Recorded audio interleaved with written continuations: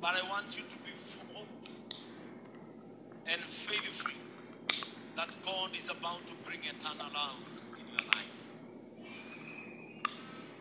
I want you to see the children who God has entrusted you with. Away from your own children, biological ones. My Father, I want you to look. The whole of Kenya is here. The young people who care about their parents are here.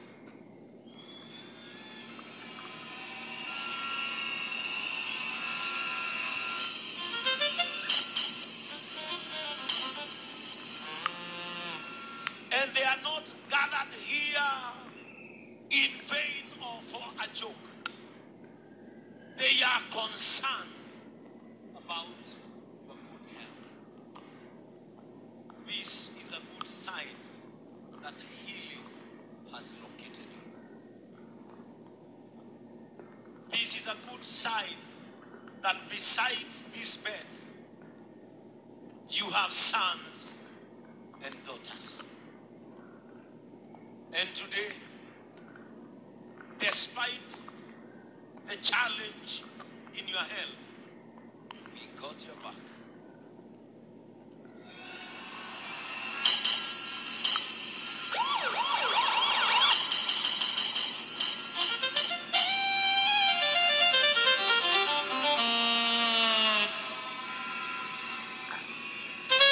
We want to promise you,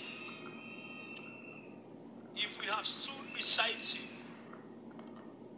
tumesimama kando yako ukiwa katika hali ambayo inatatanisha kiafya. Hata wakati utasimama, utembee kwa miguu yako, ujifanyie kazi zako, bado tutakuwapo kwa sababu yako.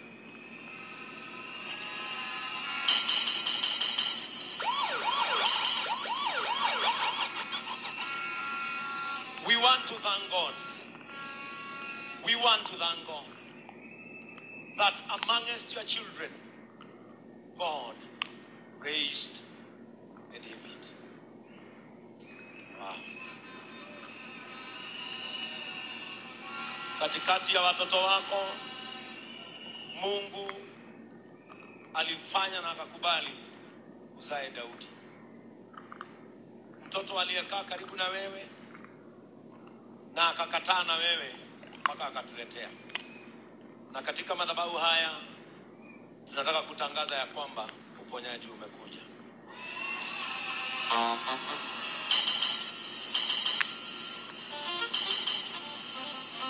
Na kupitia madhabahu haya, maisha ya familia yako haitabaki vile tena. Tunakuondoa kwa baridi.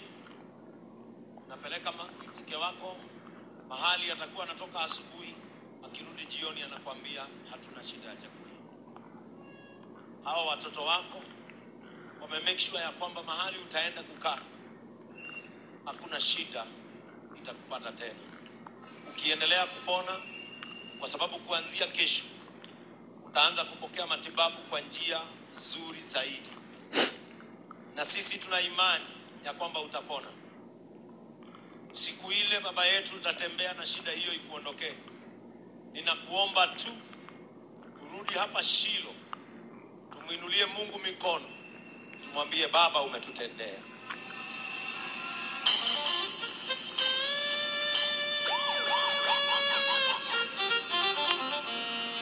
Are you ready to salimiwe na Baba sasa?